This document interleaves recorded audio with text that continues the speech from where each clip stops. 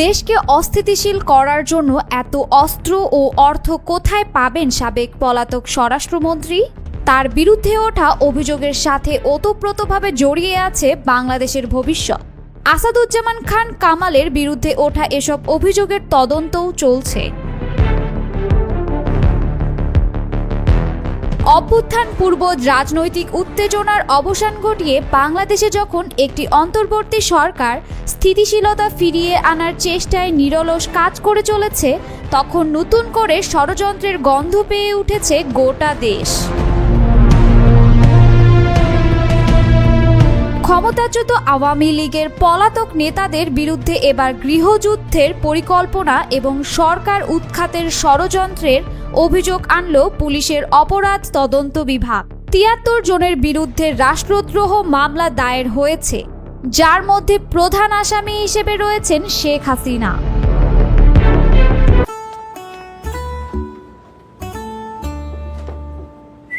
এই ঈদে jewellery clothing এ বিকাশ পেমেন্টে ডিসকাউন্ট।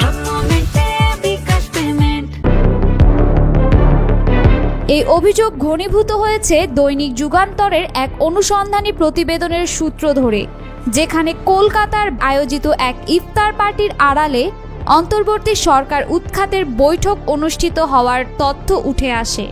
অনুষ্ঠানে উপস্থিত ছিলেন সাবেক স্বরাষ্ট্রমন্ত্রী আসাদুজ্জামান খান কামাল সহ পলাতক আরও অনেকে।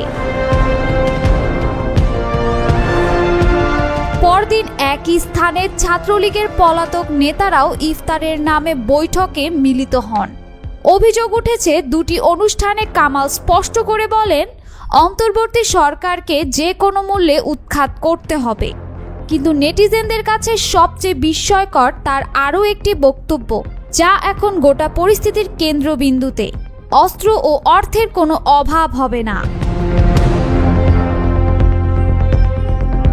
এমন একটি বক্তব্য একজন সাবেক স্বরাষ্ট্রমন্ত্রীর থেকে আসা মাত্রই প্রশ্ন উঠেছে, তিনি কাদের হয়ে কথা বলছেন?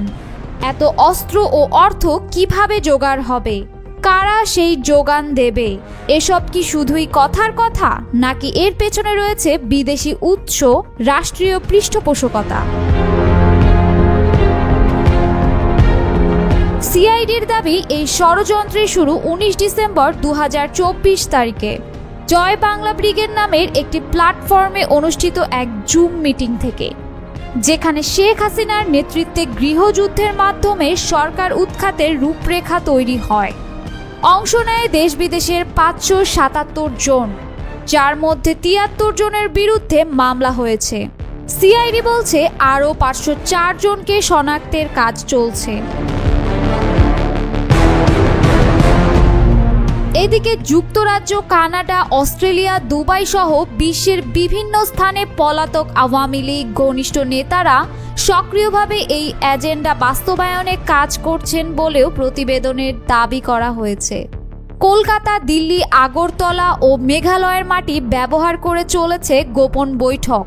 গঠিত হয়েছে কোর গ্রুপ, যার মধ্যে রমজান থেকে ৫ দফা গোপন সভায় মিলিত হয়েছে।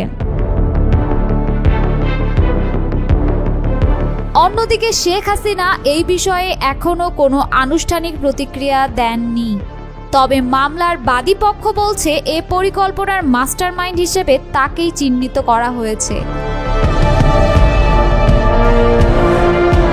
তবে এত কিছুর মধ্যেও বারবার ঘুরে আসে একটাই প্রশ্ন, অস্ত্র ও অর্থের কোনো অভাব হবে না।